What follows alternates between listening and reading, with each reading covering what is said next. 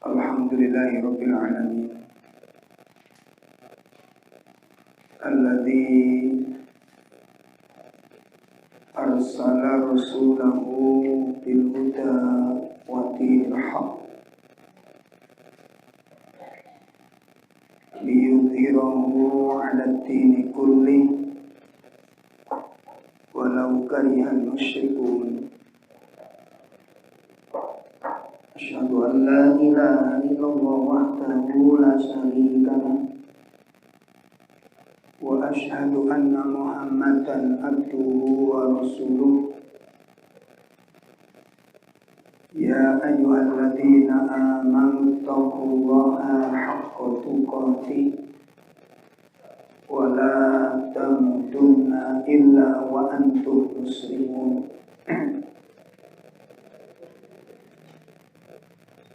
Ya ayyuhan nasu taqu rabbakumul ladzi khalaqakum min nafsin wahidah wa khalaqa minha zawjaha wa batha minhuma rijalan katsiran wa nisaan wattaqullaha alladzi tasaaluna bihi wal arham innallaha kana 'alaikum raqiba. I'lamu anna asdaqal hadits kitabullah wa khairal hadyi hadyu Muhammadin sallallahu alaihi wasallam wa syarrul umur muhdatsatuha wa kullu muhdatsatin bid'ah wa kullu bid'atin dhalalah wa kullu dhalalatin finnar. Ikhwatul iman, bapak-bapak, ibu sekalian yang dimuliakan Allah Subhanahu wa taala.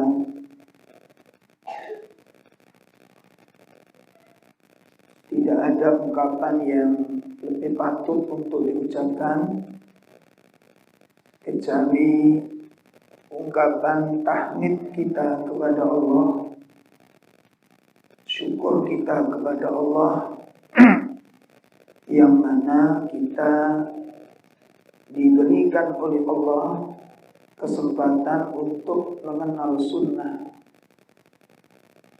nikmat hidup di atas sunnah. Ini merupakan karunia yang sangat besar dari Allah Subhanahu wa taala. Hidup mengenal tauhid, di mana hati kita tidak bercabang-cabang di dalam beribadah, terarah, terpimpin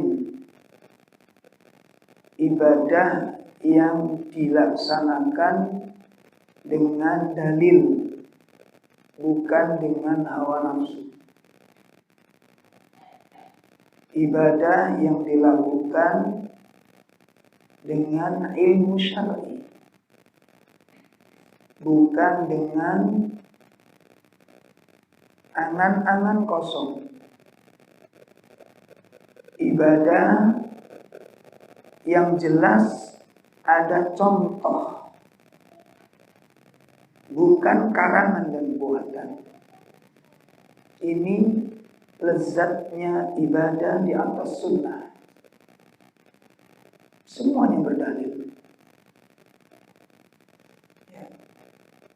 Dan setiap kita mengikuti sunnah itu pahala di dalamnya. Maka disitulah letaknya lezatnya hidup di atas sunnah. Ya, kita makan dapat pahala karenanya. Makan dapat pahala. Sehingga kita merasa mengganjal. Coba antum makan tanpa basmalah. Gimana rasanya? Hah? Gimana rasanya? Pahit rasanya. Kenapa? Karena kita sudah menang sunnah. Dan merasa bersalah makan ini. Saya salah ini makan. Coba Masya Allah. Rasanya beda itu. Ya, jadi ketika kita mau japas malah tenang sudah. Makan nikmat. Dan nikmatnya makannya itu bukan dari makan, tapi ada kelezatan. Ketika kita makan itu dipimpin oleh sunnah. Tidur. Udah liar-liar tahu sadar belum wudu, ganjel, nggak enak. Ya. Kayak nggak enak, pokoknya ini kok ada yang salah tidur ini.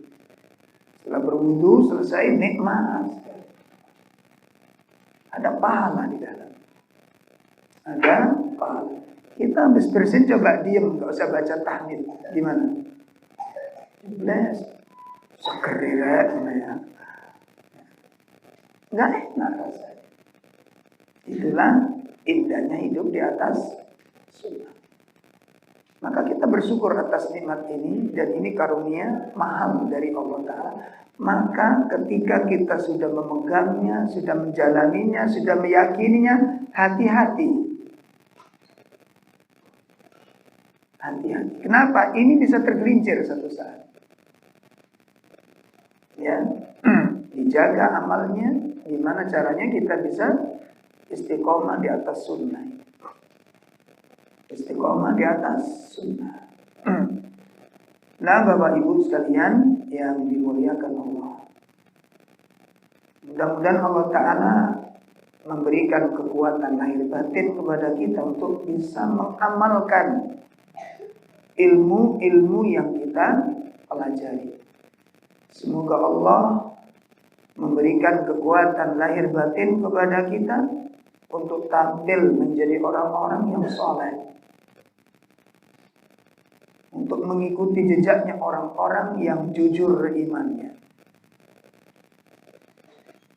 Nah, ikhwatul iman, menindaklanjuti pembahasan kitab Bahjatun Nadhirin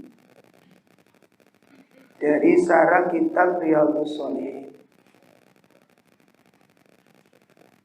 sampai pada babut taqwa, bab tentang takwa. Yang rumongso depannya kosong maju mas, biar nanti enggak apa pas ngaji krusek mana. Yang depannya rumongso kosong diisi maju, biar nanti teman-teman kita mudah untuk mengikutinya. Enggak.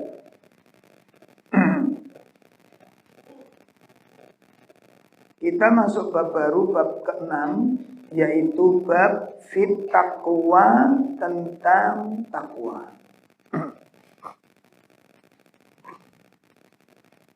Apa yang dimaksud dengan takwa? Kalimat takwa ini kalimat yang familiar. Semua pernah dengar. Karena kalimat takwa itu kalimat yang paling sering diwasiatkan. Ya, paling sering disampaikan. Di mimbar-mimbar khutbah Jumat itu pesan wajib takwa. Di muqaddimah kajian kita pesan wajib takwa. Nah, ini adalah kalimat yang sangat familiar di antara kita. Kalimat yang sangat kita kenal, takwa. Ya. Namun tidak ada jeleknya ketika kita bahas ulang, karena kemungkinan ada di antara kita yang belum memahami definisi daripada takwa. Apa yang dimaksud dengan takwa? Kita lihat dulu di dalam kitab ini, nanti kemudian kita nukil dari kitab yang lain. Qala al-mu'allif berkata penulis, yakni Syekh Salim Ibn Amilan.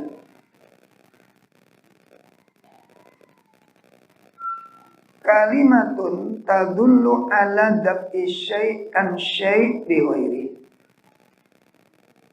Jadi yang dikatakan takwa itu adalah satu kalimat yang menunjukkan daf'i pencegahan syai'in terhadap sesuatu an syai'in dari sesuatu bi ghairihi dengan kalimat lainnya atau dengan sesuatu yang lainnya. Satu kalimat yang menunjukkan tentang pencegahan sesuatu dari sesuatu yang lainnya. Haitu yaj'alu bainahuma wiqayah, di mana dari kedua perkara tersebut diberikan wiqayah, perlindungan atau penjagaan.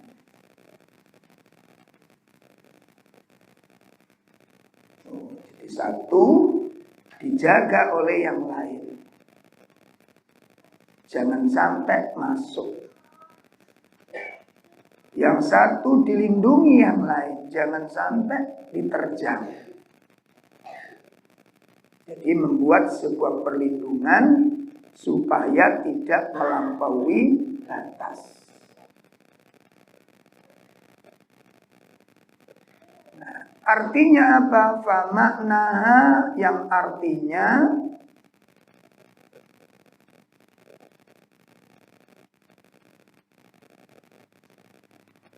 an yaj'alal 'abd bainahu wa baina ma yakhafu.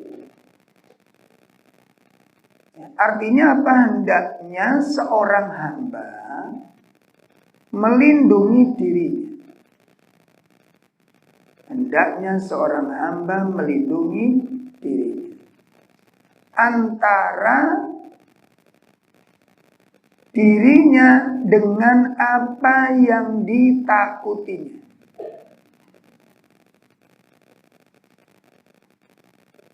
Hendaknya seorang hamba melindungi antara dirinya dengan apa yang ditakutinya.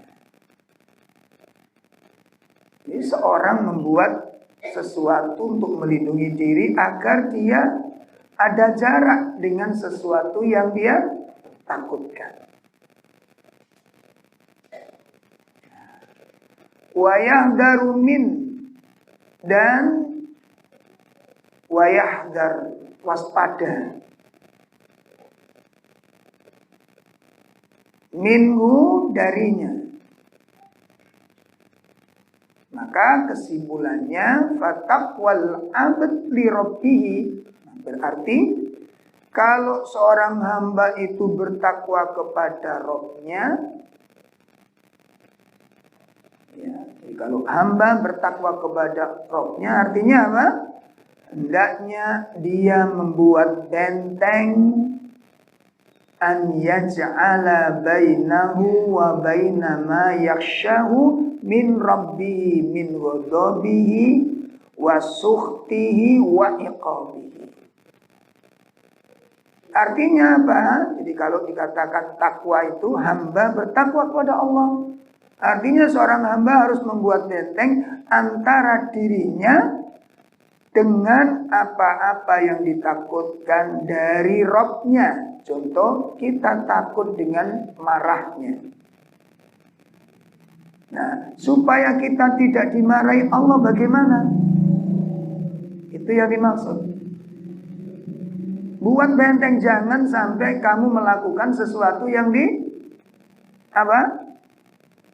yang membuat Allah marah. Kalau memang kamu takut dengan kemarahan Allah. Ya. Bentengi dirimu dari perbuatan yang nanti membuat Allah marah. Ya. Awasuhtihi, dan kemurkaannya. Apa kira-kira perbuatan yang Allah membuat murka dia? Maka bentengi dirimu, jangan sampai melakukan kemudian menimbulkan Allah murka kepada. Wa iqabihi, atau siksaannya. Ya, takut kepada siksaan Allah itu. Kalau memang kita takut siksaannya, buat benteng, buat perlindungan. Jangan sampai melakukan sesuatu yang membuat kita apa? Disiksa. Itu yang dimaksud takwa kepada Allah.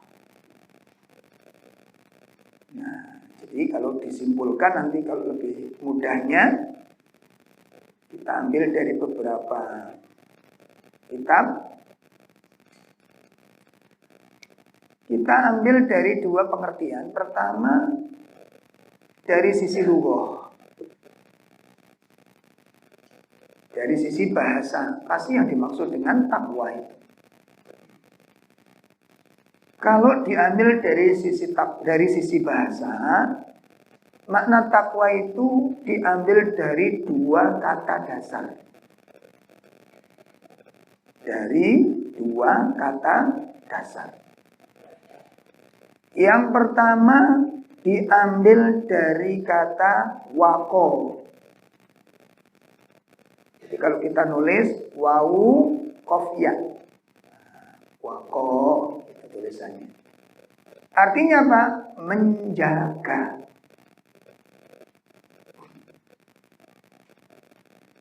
Artinya apa?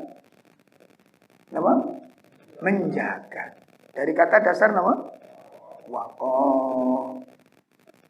Jadi kalau nulis Arabnya wawu qaf ya.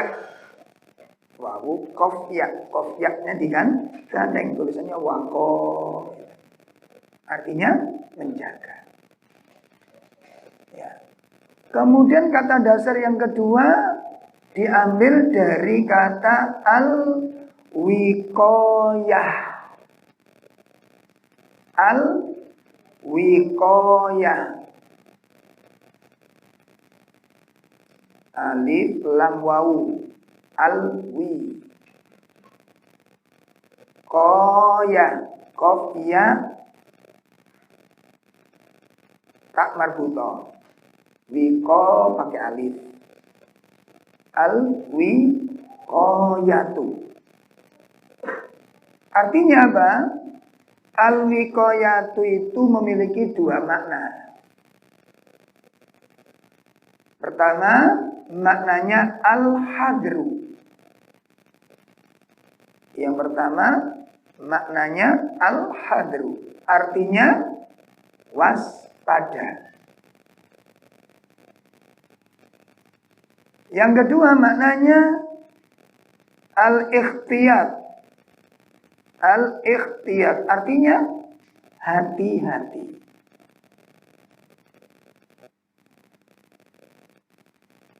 Ya. Sekilas itu hampir sama. Tapi pada kalau diungkapkan secara spesifik maknanya apa? Beda. Ya. Baik. Nah, jadi kalau disimpulkan dari sisi bahasa berapa makna tadi? Nanti tadi ada siji, pripun? Ada 3. Apa?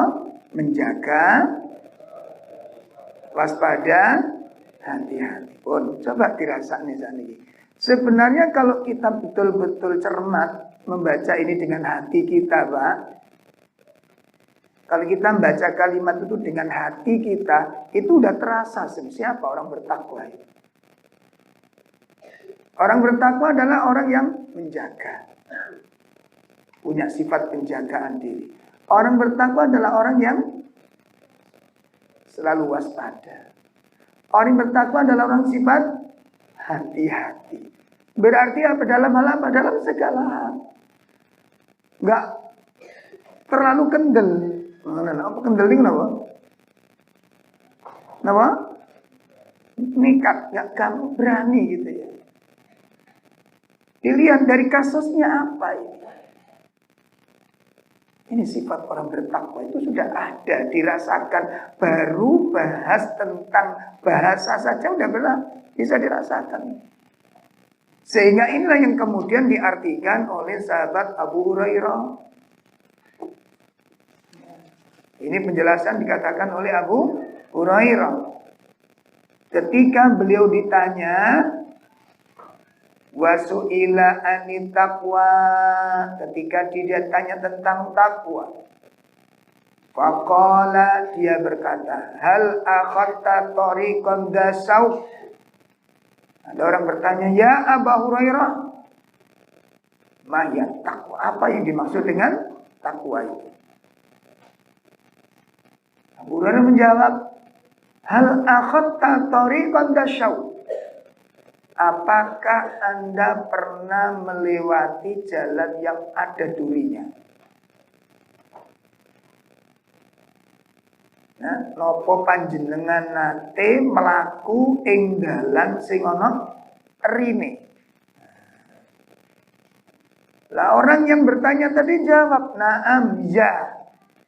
Inggih, saya pernah lewat jalan yang ada durinya. Nah, kula nate melampah ing dalan sing wonten rine." Kala berkata Abu Hurairah, fa kaifa sonata, menawi panjenengan melampah dalan sing ana rine niku pripun yang jenengan lakukan? Nah, wis kerasa niki. Walaupun gak melaku tapi ngerasa nih ngono. Apa yang harus dilakukan kalau kita jalan lewat jalan yang ada durinya? Supaya tidak tertusuk oleh duri. Pripun carane mlakune? Iku perbuatane wong takwa. Nek cara dulinan ngono Pak, sakjane main catur iku cara uripe wong takwa. Wong sekak niku. Wong sekak niku nek kate mlaku hati-hati, Pak. Pikir kita pakai kene dipangan apa enggak karo jaran iki. Cuma sayang sing dipikir jaran tok. Sayangnya di situ, sebenarnya itu pikiran yang cerdas orang catur itu. Orang yang teliti. Sayang teliti nih cuma main catur. Sampai tinggal wong main catur. Apa main didekek ceklek-ceklek, mbok diperhitung mateng, Pak. Tak dekek kene, teko kene aman, teko kene toko kena dikasih do. Mane kadang-kadang wong enggak patek pinter iku digacoki mau. Jare musune dekeken. Nggih mboten? Nggih mboten? Pun, ayo dirasakno. Napa kula ndek sampean wis ngono cara uripe iki.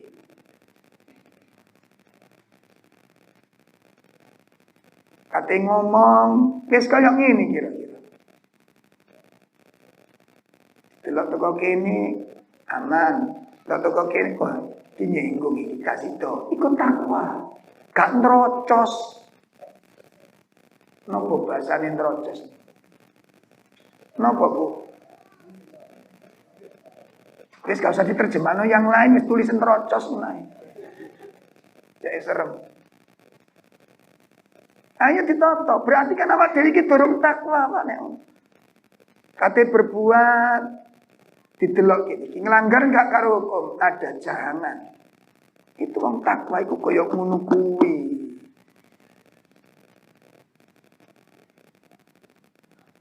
Ayo dirasakne tenan. Nah kalau enggak, nek sembrono urip niki ya Allah. Urusan hidup ini juga cuma dunia loh, Pak. Ojo sampai awak dhewe iku ngejar sesuatu nikmat sesaat, penderitaan panjang itu jangan sampai. Pun ngantos. Dipikir, dipertimbangkan silakan. Apa keuntungan dunia sesaat kalau kemudian di dalamnya melanggar batas-batas saking Allah Ta'ala. Sesaat. Makanya sahabat Abu Hurairah ditanya lah, kira-kira kowe nek mlaku ning dalan sing ana rene ku piye? Kemudian yang tanya tadi jawab, idza ra'aitu syauq, nalikani aku ningali ri, azaltu anhu, aku menghindarinya. Ya, au jawastuhu, atau aku melangkainya. Atau kalau ternyata dalan kui kok kebek rine, kosor tu anhu, aku mundur. Gak mungkin tak terus nih. Duri sing dimaksud wonten ngene riwayat niku larangan saking Gusti Allah. Dadi wong sing takwa niku nglakoni dalan uripe iku didelok. Ono larangan, ojo dinci ini wis ruri niku mancep sampean terluka. Pun sampun jelas. Deloken tingali ki larangan ora. Semakin tinggi takwa, semakin tinggi hati-hati ini. Semakin sembrono, semakin gak takwa ini hati ini. Makanya wong alim, wong muslim niku nek jerone ati niku ana takwae, setiap perbuatan niku dipikir mateng-mateng. Kenapa? Resiko siap. No resiko nih. Ya. Buat mas kersane mas gak metu gambare. Ndelok sing asli wis patene angel-angel. Daripada repot. Jadi jaya fokus ngaji, dimatikan mau. Nah, ini mana anteng sampean. Tak delok kasihan, jadi tersiksa loh. Ini demi ibu-ibu kan. Saya udah ibu nggak lihat saya, nggak apa-apa, sementing bayang loh. Kan ini sapal rai ini loh. Oke. Bon. Nah, jadi kalau saya berjalan ada durinya, kalau ketemu duri saya hindari. Atau saya melangkai, atau saya mundur. Gak mungkin duri itu kerosan itu tak injek, ora mungkin. Iku jenenge wong bodoh. Pintere temu ndi? Sama dengan kan jenengan duduk niku lho. Wis ana paku trek, ncepno sisan ngono. Ora, wong bodoh niku. Pintere teng pundi? Dengan perbuatannya menginjak duri, itu berarti kan gak ngerti risiko, dan itu terluka. Artinya apa? Dosa. Saya nekat, bodoh. Kenapa? Siksa siap.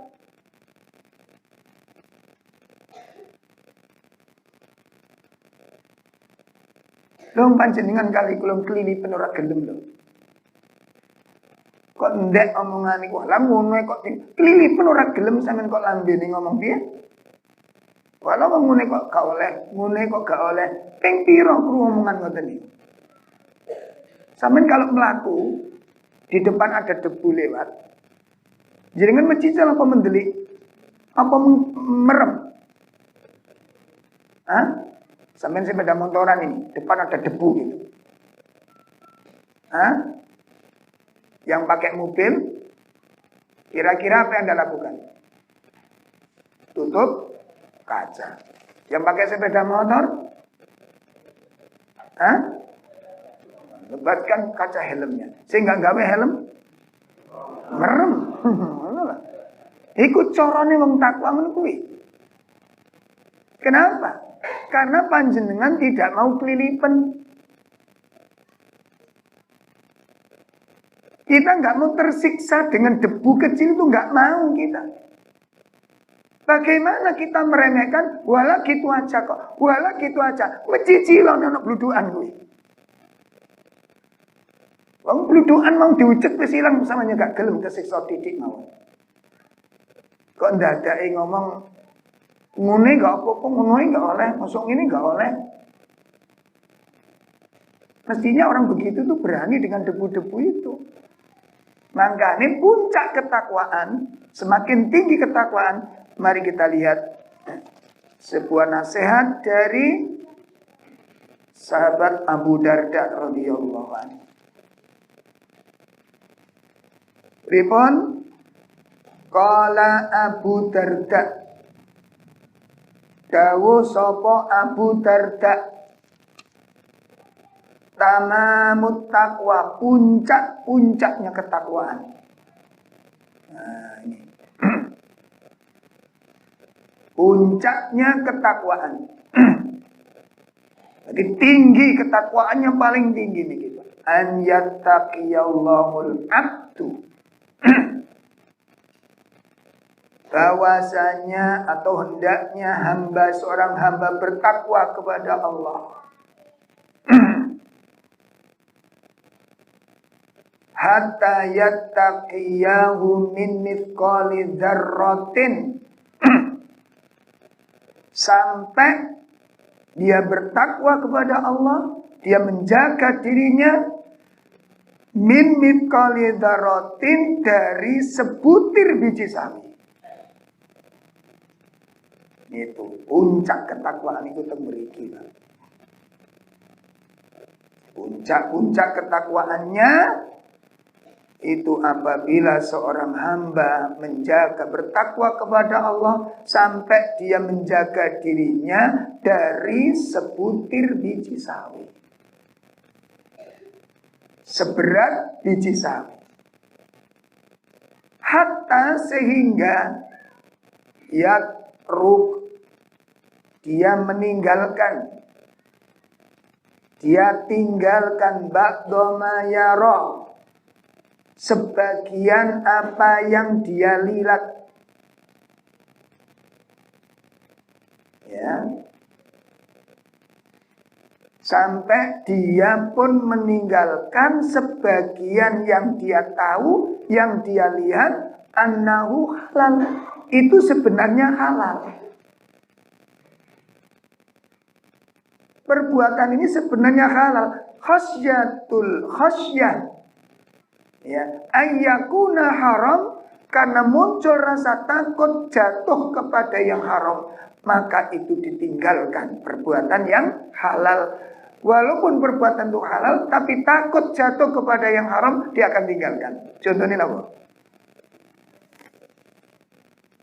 Olahraga kan itu boleh apa enggak? Olahraga boleh apa enggak? Boleh, halal. Sepak bola halal, voli halal, bulu tangkis halal, ya bersepeda halal. Ngaten. Lah, niki halal itu nanti bisa ditinggalkan. Kapan? Kalau nanti bisa menyeret kepada yang haram. Saged napa mboten, Pak? Perbuatan halal nyeret dadi perkara haram. Saged mboten? Dalam contohnya yang apa? Wis bal-balan sih. Apa Mas? Pakaian. Mas, kalau sepak bola di sini harus pakai celana cekak. Wis tak sarungan nih Mas. Wis enggak, kalau saya bercelana enggak boleh ya saya tak sepak bola sendiri aja lah. Beli bola sendiri malah penak enggak rebutan. Kan enak aja nih. Tuku bal situ-situ. Kalau timbangannya tuku situ sampean rebut wong rolas. Mau akhirnya tendang-tendangan, mending tuku bal situ-situ, cekel dhewe-dhewe gak melayu. Itu contohnya. Atau permainan yang kemudian menyita waktu sampai melebihi batas-batas waktu yang menghabiskan waktu sholat. Kudu dibatasi, makanya sampean balan wari asar silakan, tidak masalah. Tapi sampean sakit kudu ngatur waktu nih pun.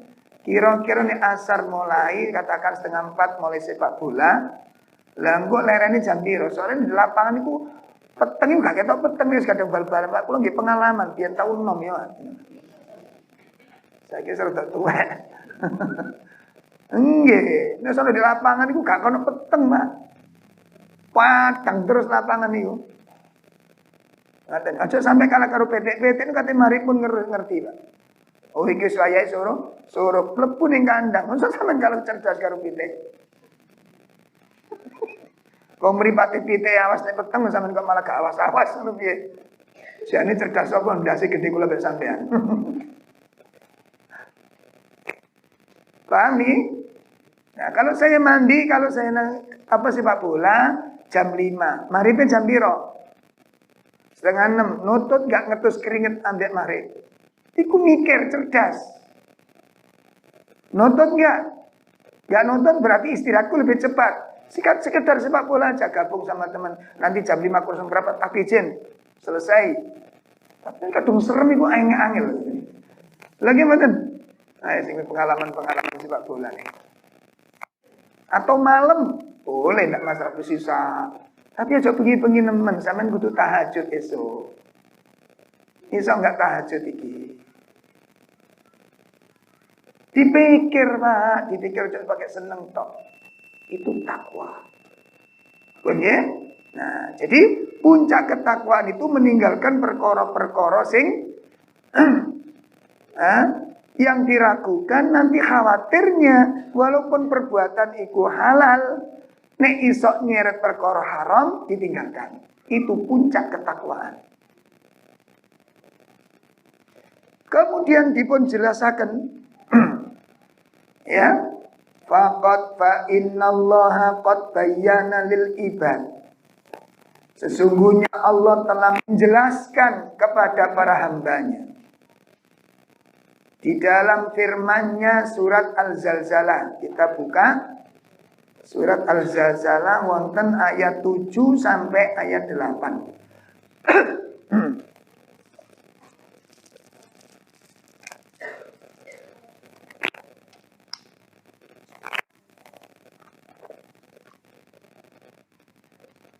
Ayat 7 ngantos ayat 8.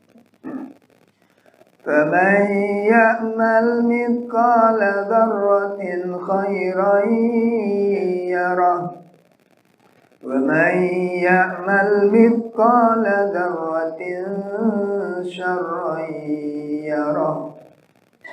Ya, ada terjemahan, minta tolong. Maka barang siapa mengerjakan kebaikan sebesar biji zarah, niscaya dia akan melihat balasannya. Dan barang siapa mengerjakan kejahatan sebesar biji zarah, niscaya dia akan melihat balasannya.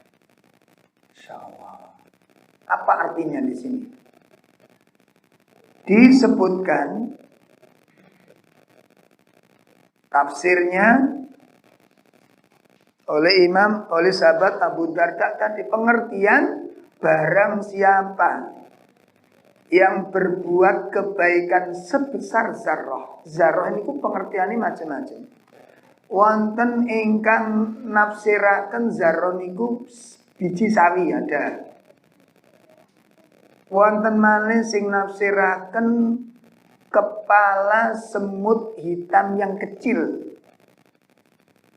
Napa semut hitam, semut merah yang kecil niku pripun? Ngertos iki. Cuwili niku lho, Pak, sing napa niku? Apa jenenge? Keris. Pokok sing semut abang sing cilik semut nyokot. Ini grambek niku lho, grambang niku lho. Niku ndase. Iku jenenge zarrah. Masya Allah. Ada pula yang menafsirkan kalau rumah dinding bambu itu kalau pagi itu kena cahaya matahari ini kan bolong-bolongan ini nama serowotan ini, serowotan. Ini sangat hab kali kula kaya ini. Oleh ngertekne padha soalnya Mas. Jadi serowotan, ngerti serowotan ya? Kalau rumah saya soalnya bambu Pak dulu Pak, masa kecil saya. Jadi dek nonton niku. Dadi nek esuk niku napa? Sinar matahari niku masuk ke rumah melalui celah-celah gedek. Nah, kalau kita lihat serowotan itu ngelihat napa? Napa? Debu yang sedang ketok niku, ketok niku ketok. Itu yang dimaksud dengan zarrah. Itu yang dimaksud dengan zarrah. Nah, penjelasan ayat niki pengertiannya pripun fama ya'mal mithqala dzarratin khairan yarah. Sahabat Abu Darda mengatakan fala tahkironna syai'an. Perhatikan. Fala tahkironna syai'an. Jangan sekali-kali engkau remehkan sekecil apapun. Ya, jangan sekali-kali kamu remehkan sekecil apapun minal khair, dari kebaikan. Jangan sekali-kali kamu remehkan sekecil apapun dari kebaikan, antaf alahu, untuk kamu kerjakan. Itu artinya, makna dari faman ya'mal mithqala dzarratin khairan yarah. Jangan sekali-kali kamu sepelekan, kamu remehkan dari suatu kebaikan untuk kamu kerjakan. Kenapa? Karena kamu akan lihat balasan, dibalas oleh Allah itu. Gitu. Yang kecil akan dibalas oleh Allah. Maka jangan kamu remehkan, karena dibalas oleh Allah. Berikutnya, yang dimaksud wa may ya'mal mithqala dzarratin syarran yarah, itu artinya apa? Dan barang siapa yang melakukan perbuatan ya buruk walaupun sebesar dzarrah, ya rohu, dia akan melihat. Artinya apa? Itu juga disiapkan siksaannya oleh Allah. Artinya nopo? Fala tahkironna syai'an minasyarri. Jangan sekali-kali engkau sepelekan. Jangan sekali-kali engkau remehkan minasyarri, dari suatu kejahatan. Minasyarri, dari suatu keburukan dan kejelekan. Antattaqiyah, untuk kamu jauhi, tinggalkan. Walaupun itu kejelekan sebesar biji sawi. Kenapa? Ya roh. Sebab kamu sudah disiapkan siksaannya oleh Allah. Nah, inilah yang kemudian menjadikan bagaimana takwanya Abu Bakar radhiyallahu anhu. Itu karena Abu Bakar itu puncak ketakwaan Abu Bakar orangnya. Ngomong hati-hati, Pak. Mungkin kalau jenengan punya kekuatan, punya pengomong kepada orang yang di bawah jenengan, enak, ngerwocos, menang, gak masalah. Akhirat berat sampai. Makanya Abu Bakar tuh kalau ngomong, terus yang diomongi agak tersinggung, apa yang dilakukan Abu Bakar? Kenapa dilakukan Abu Bakar? Kenapa, Pak? Pribon? Abu Bakar ngomong nih, tersinggung orang, itu sakit hati orang. Yang dilakukan Abu Bakar apa? Kisos langsung. Apa kata Abu Bakar? Balasin aku. Persis yang kamu aku ngomong tadi. Balasin. Enggak, aku enggak mau. Kalau enggak mau, maafkan aku. Terus diem. Tolong maafkan aku, diem. Enggak mau, tak laporkan kepada Nabi. Kamu tidak mau membalas dan tidak mau memaafkan. Terus apa kamu biarkan aku akan dihisap oleh Allah dengan satu kataku ini? Itu Abu Bakar. Bagaimana dengan kita? Mari ngilokno wong sampai megang seger. Wis puas mas satu mas tak kabeh no wong kelakepen. Tunggu di akhirat. Kata-katamu itu berat di sisi Allah Ta'ala. Itu bisa merampas amal-amal yang kita lakukan. Makanya orang-orang soleh itu semakin hati-hati, lisan semakin soleh, semakin hati-hati.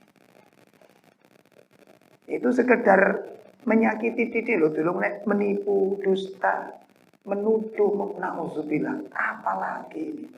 Tak mungkin, itu sifat orang mukmin, tak mungkin begitu. Tak mungkin.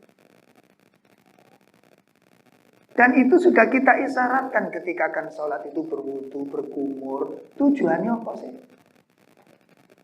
Kumur itu tujuannya apa sih? Kenapa Bu? Ibu-ibu masih sadar ya? Oh, ada koyok semaput. Ya. Berkumur kan membersihkan kotoran-kotoran mulut. Kalau sekedar potongan-potongan makan yang kecil-kecil itu harus kita buang supaya nggak kotor mulut kita. Lalu kita ganti dengan daging-daging manusia. Hah? Kan nggak layak ini disebut mukmin. Kan nggak pantas makamnya sebagai orang muslim. Orang yang takut kepada neraka, yang orang berharap kepada surga. Punya kata-kata yang nggak benar, bukan layak, Pak. Sangat tidak patut. Makanya ini tadi kita renungkan, apa itu takwa? Bun, ini penjelasan takwa dari sisi bahasa. Ini pengertiannya. Sehingga nanti orang semakin tinggi nilai ketakwaannya, apa? Semakin tinggi rasa, apa? Hati-hatinya, waspadanya, menjaga dirinya dari setiap perkara, baik ucapan maupun perbuatan. Makanya Abu Bakar orangnya, Pak. Pernah dengan kasus dengan Umar bin Khattab. Sampai akhirnya membuat Rasulullah marah kepada Abu Bakar. Dan peristiwa itu terkenal di kalangan para sahabat. Sampai ada satu saat seorang sahabat ya bicara dengan Abu Bakar. Dan kemudian terjadi perbedaan pendapat. Akhirnya sahabatnya ini ada yang membantu. Nah, lawan Bakar tadi, lawan bicaranya ada yang membantu. Ketika Abu Bakar datang menuju Rasulullah SAW. Lantas sahabatnya dibisik sama temannya. Gak usah kamu minta maaf. Wong sing salah Abu Bakar kok. Kata sahabatnya, kamu ini gak ngerti apa-apa. Abu Bakar tadi sudah minta maaf. Sudah menyuruh saya. Cuma aku ini bingung. Masa kau nyeladu Abu Bakar? Masa saya akan membalas Abu Bakar? Yang kemudian nanti, apa kamu mau ketika aku dilaporkan Nabi? Membuat Allah menurunkan ayat. Yang kemudian Allah dan Rasul membenciku gara-gara menyakiti Abu Bakar. Sampai seperti itu sahabat-sahabat yang lain. Teringat peristiwanya Abu Bakar dengan Umar bin Khattab. Itu gara-gara terjadi perbedaan pendapat. Umar marah, Umar tersinggung, Abu Bakar minta dibalas. Ya Umar, nek kata-kataku iki nyakiti kamu, tolong balesen persis omonganku tadi. Engko jenis mari urusan ini. Tolong balesen. Umar meneng ya. Ya enggak, ya ora. Umar, kalau kamu enggak mau balas, aku sepuron, kata Abu Bakar. Umar pun diam. Tak sepuro ya ora ya ora. Akhirnya apa? Ya Umar, kalau kamu nggak mau membalas, juga nggak mau, memaafkan juga nggak mau, terus apa kamu mau aku disiksa oleh Allah gara-gara satu kata ini? Kalau begitu, aku datang kepada Nabi, dilaporkan oleh Umar. Akhirnya Umar pun mengikuti Abu Bakar menemui Rasulullah. Sampai di sana, ya Umar, benarkah yang dilaporkan Abu Hurairah? Oleh Abu Bakar. Bahwa Abu Bakar telah berbuat salah kepadamu. Dan dia minta dibalas, kamu pun nggak mau balas. Kemudian dia minta maaf pun, kamu nggak memaafkan. Akhirnya apa? Ganti Rasul yang marah kepada Abu Bakar. Demi Allah, kata Umar, aku nggak akan pernah menyakiti Abu Bakar selama-lamanya. Lembut hati Abu Bakar. Satu kata, dia tidak mau dihisap gara-gara satu kata yang menyalahi orang. Bagaimana kalau dua kata? Bagaimana kalau tiga kata? Bagaimana kalau setiap hari kita nyakiti orang? Nah, sifat sing koyok ngene iki Pak sing angel ditiru. Ayo monggo bapak-bapak ibu-ibu nanti pas dialog sama istrinya, ayo hati-hati. Orang ngaji enggak wedu nyatet ngono tukaran ilang kabeh catetane. Ayo ibu-ibu ditonton, dirungokne. Ngaji niki perlu ning kok bebas tukar niku ngajine ditokne kitabe ngono. Delok catetane sik tak delok. Sik tukaran men delok catetan. Ngerti nggak maksud ini? Kawon ambek urip ing sesangune urip niki ngaji ku sak perlune dienggo mbandani nek ana masalah niku. Sehingga nanti pertengkaran niku syar'i gitu loh. Sesuai dengan sunnah. Artinya pemenahan diri, gak ngawur tuh kan. Mosok wong ngaji gak wong ngaji padha ae. Bedane wong ngaji karo gak ngaji opo? Nek pas tukaran gak ono bedane. Lek ono masalah ora ono bedane ngaji ning kono kuwi, Pak.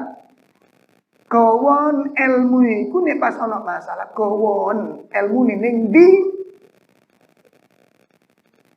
Bedakno. Nesu ya nesu. Makanya ono istilah Jawa ngono ya ngono ning. Iki maknane piye to jan? Ngono ya ngono Mas ning aja ngono. Ngerti ya ini? Aku dhewe ya bingung ngerti ini. Nah itu guna nih. Ono masalah satu misal nanti kerjasama, ono masalah, ono trouble dan dia menunjukkan alasan dan benar alasannya, logis alasannya nyata, ya diterima. Gak ngawur. Nanti kata-kata loh nih. Ketika Nabi ditanya apa ya Rasulullah, yang paling banyak orang menyeret ke dalam neraka. Nabi mengatakan apa? Lisan. Lisan, hati-hati. Makanya ini kula mbek sampean, makanya kula mbek saya dengan istri saya belajar, Pak. Ya, mau berangkat ngaji, salaman. Kalau ada salah dimaafkan. Kita makanya mbek wedok niku sing akrab ngoten ya. Jangan istri seperti bainal masyriqi wal maghrib.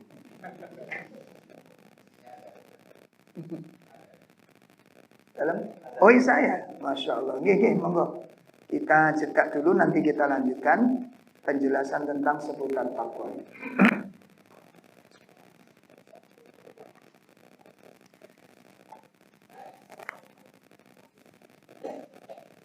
Monggo muadzinnya. Sing nom-nom ya. Oh ya itu konatan sakno. Monggo Mas, monggo.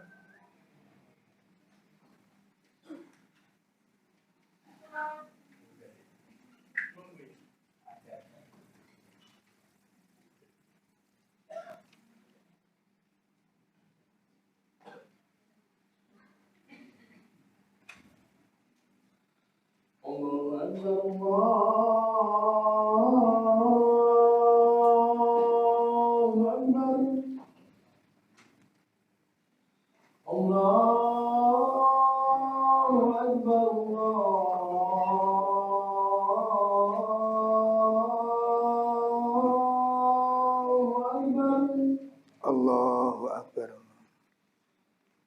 Asyhadu an la ilaha illallah.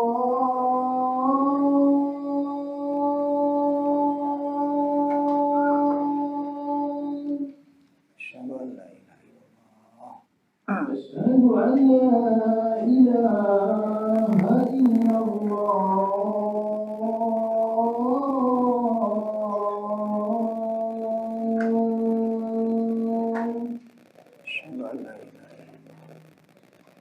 أشهد أن محمدا رسول الله.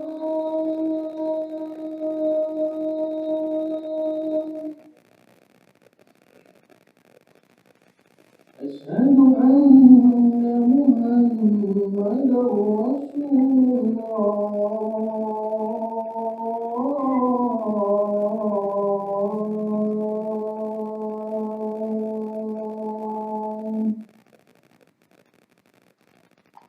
حي على الصلاة.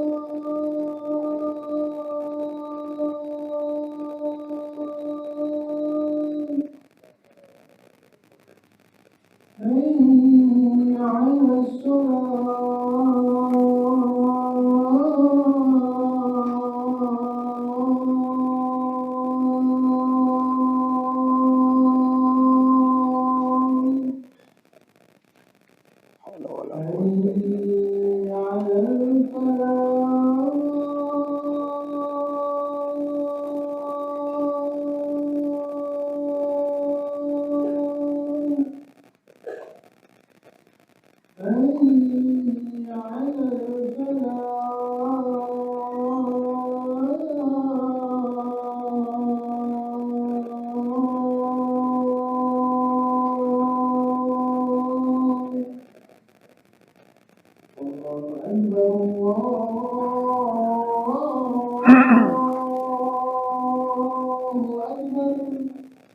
Allahu Akbar.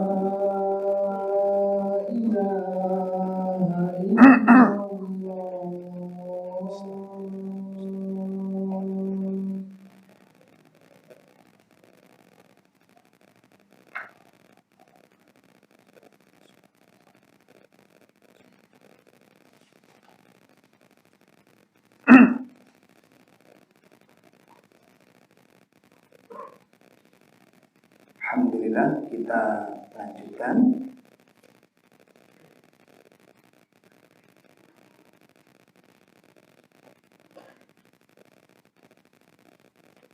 Nah, itu tadi penjelasan tentang takwa menurut bahasa. Yang kedua, makna takwa menurut syariat.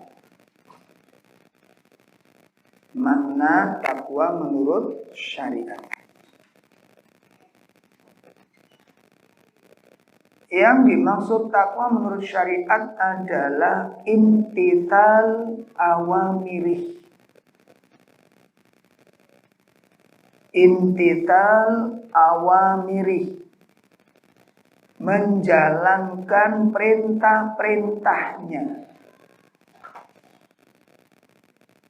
Wajtinabu nawahi, dan menjauhkan diri dari larangan-larangannya.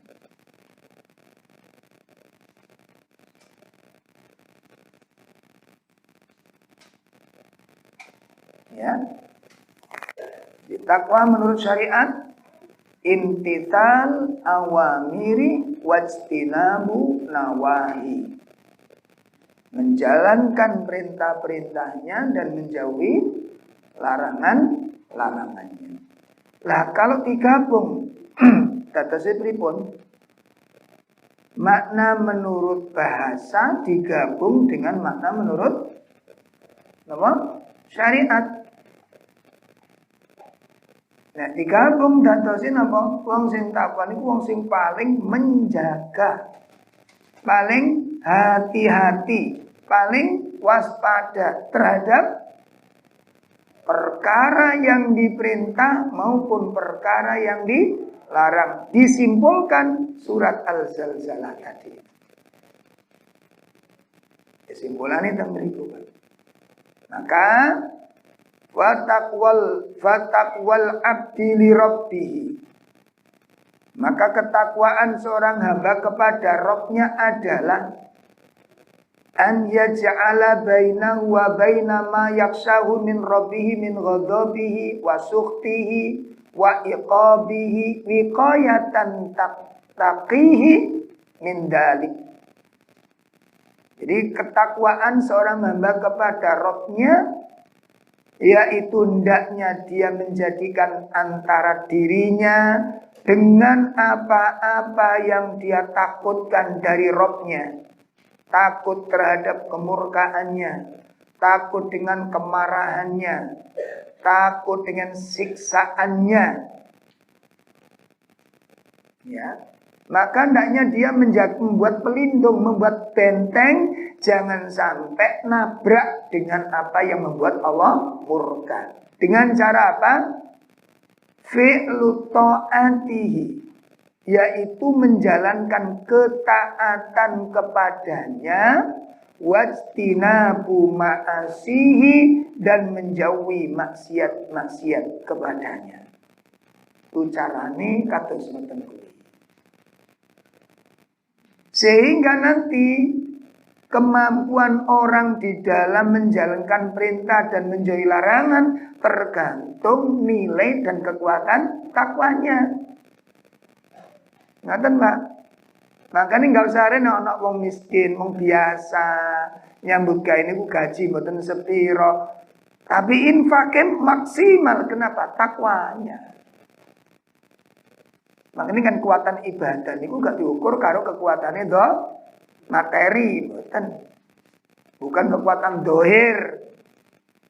Kemampuan seseorang di dalam ibadah itu tergantung dengan kekuatan akidahnya, kekuatan takwanya, bukan kekuatan dohir atau materi.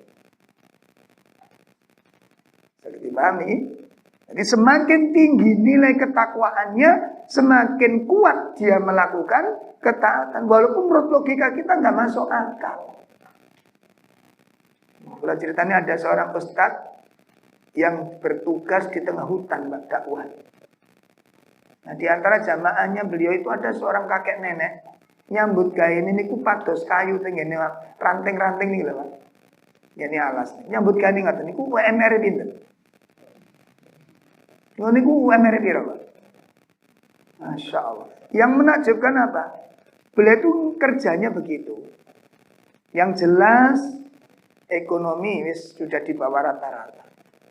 Dan rumah beliau itu jelek. Dinding-dinding yang terbuat dari potongan kayu, pelepah-pelepah itu sudah mulai berlubang. Yang menakjubkan dari sepasang kakek nenek ini kenapa? Setiap tahun itu ibadah kurban. Setiap tahun. Dan kalau kerja nang pabrik, kalau nggak sama modelnya kelemis-kelemis ini. Kurban gak iso. Lucu. Kau naik kurban itu jawabnya situ afwan. Lucu sampai. Lo gaji sama kan itu ditabung nih kok datang sakit nih pripun. Duit 7 juta nih gak wani korban kok kelambat sama kedelengan kok nek 3 juta hilang karena 4 juta. Lalu sampean cekelan ngene tok kakek sempuan. Hitung-hitungan ning ngono, hitung-hitungan materi sampean. Bukan hitung-hitungan dengan iman. Kalau kakek nenek ini hitung-hitungannya dengan iman. Sampai ketika musim HP ini baru diviralkan oleh Ustadz itu. Untuk apa? Membangun inspiratif orang-orang yang di luar sana. Direkam sama ustadzanya. Loh direkam itu ya orang ngerti nek direkam, enggak ngerti barang kotak iki iso ngerekam. Diwawancarai kali ustadzanya. Supaya apa? Ini nasihat sentuhan bagi orang-orang yang mampu tapi berpura-pura miskin gitu. Kan di luar banyak orang kelihatan itu mentereng, kata cukup, tapi harus kena ngono iku langsung miskin kan banyak. Ada apa enggak? Lalu? Enggak usah dijawab. Ya, ditanya sama Ustadz. Nenek ini kalau kita ngaji, kita nenek kan sudah tahu. Nenek ini tidak termasuk orang yang dibebani syariat kurban ini. Kalau hitung-hitungannya nenek ini termasuk apa? Du'afa, fakir, miskin, du'afa. 3 derajat ini dibawa semua oleh nenek ini. Belum. Oma ini gue sereot Pak, reot. Nah terus si Ustadz ini usul, kan sudah nabung ke Ustadz ini. Pripun nek kula usul, duit sing sampean tabung di saya itu tak tukokne pasir ambek semen. Digombang ngono Mas sampean iku ditembok tok nek separuh-separuh. Wis ki bolong-bolong niku Mas. Mboten sah. Lha napa nak kepingin tuh Mas sing apik. Wong griya damel tilem sedelok engkas kula nggih pun mati. Kan simpel wong kampung, Mbak. Nek kula kan enggak, kacamatane beda sing digawe soalnya. Kacamatane beda sing digawe niku. Akhirnya dipaksa. Loh, kan kita nggak tahu mati kita nggak bisa ngomong gitu nek wong kematian itu urusannya Gusti Allah paling enggak niku dijejekno lho mani. Jenengan niku masih gak kurban niku gak dosa. Mun kersane mboten wong sing nggoni kula kok sing repot jenengan jare. Ya bener cari Ustaz ya bener soalnya. Karena iku dirayu apa sih alasan. Akhirnya diungkap dipancing sama Ustaz. Sene kula niki kok penasaran jane napa sing sampean karep nikali kurban. Kok jenengan begitu mati-matian nabung. Wong niki sampean gawe tabung tinggo tuku gelang apa digawe bangun omah niku lho mboten dosa sampean. Wong jeneng itu masuk orang yang tidak kena beban ini. Sampai dirayu sama Ustaz. Sajane sing sampean padosi napa sing kali korban iki kok sampean begitu menggebu-gebu itu loh. Lah mabung koyo ngeten niku digawe mangan saonoke.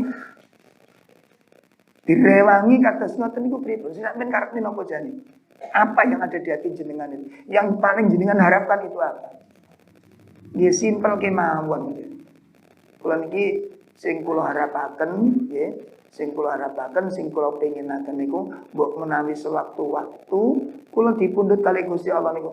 Pas kula rawuh dateng ngarsanipun Allah niku, Allah seneng lihat saya. Ya Allah. Simpel, Pak. Keinginan yang luar biasa. Ya.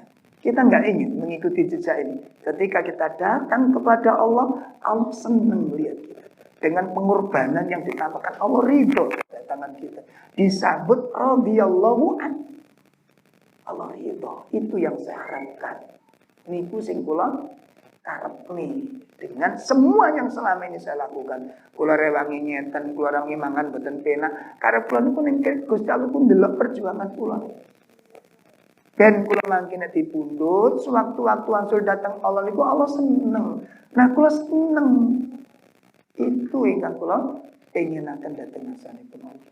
Nah, Yesus Ustaz. Kenapa? Bisa jadi Ustaz sendiri nggak mampu melakukan seperti itu. Kenapa sang murid jauh lebih tinggi ketakwaannya kepada sang guru? Ini nilai dari sebuah ketakwaan. Insya Allah. Ini nilai dari suatu ketakwaan. Ayo, kula mbek sampean kapan berlomba-lomba dalam kebaikan. Bukan semakin menampakkan diri dan tidak, enggak, menampakkan ketaatan. Hidup ini untuk taat. Bukan untuk menunjukkan kekayaan, menunjukkan kemampuan, menunjukkan kemiskinan. Taat. Kalau kaya, jadikan surgamu itu dengan ketakwaan, dengan kekayaan itu. Cari dengan kekayaan itu. Kalau miskin, dapatkan surga dengan kemiskinanmu itu. Taat. Kalau kamu sehat, raih surga dengan sehatmu. Kalau kamu sakit, raih surga dengan sakitmu. Dengan cara apa? Ridho. Hidup ini untuk taat, bukan untuk main-main. Ya, ini ketakwaan. Itu ketakwaan. Pun, nah sampai di sini dulu penjelasan tentang takwa. Terakhir, wa yadkhulu fit taqwa al-kamilah. Masuk di dalam takwa yang sempurna adalah fi'lul wajibat wa tarkul muharramat wasyubuhat. Masuk dalam perkara-perkara yang masuk di dalam kategori takwa yang sempurna adalah melaksanakan yang diwajibkan, meninggalkan yang diharamkan, dan perkara-perkara syubhat, dan meninggalkan perkara-perkara malayakni, meninggalkan perkara-perkara yang gak jelas manfaatnya. Itu puncak ketakwaan yang sempurna. Bapak Ibu, ini dulu yang bisa kami sampaikan dalam kajian malam ini. Insyaallah nanti bulan depan kita lanjutkan ya pesan-pesan takwa dan kedudukan takwa dalam Islam insyaallah. Ayat-ayat yang memerintahkan kita takwa dan pentingnya ketakwaan di dalam Islam. Sallallahu ala nabiyyina Muhammad subhanakallahumma wa bihamdika asyhadu an la ilaha illa anta astaghfiruka wa atubu ilaik. Assalamualaikum warahmatullahi wabarakatuh.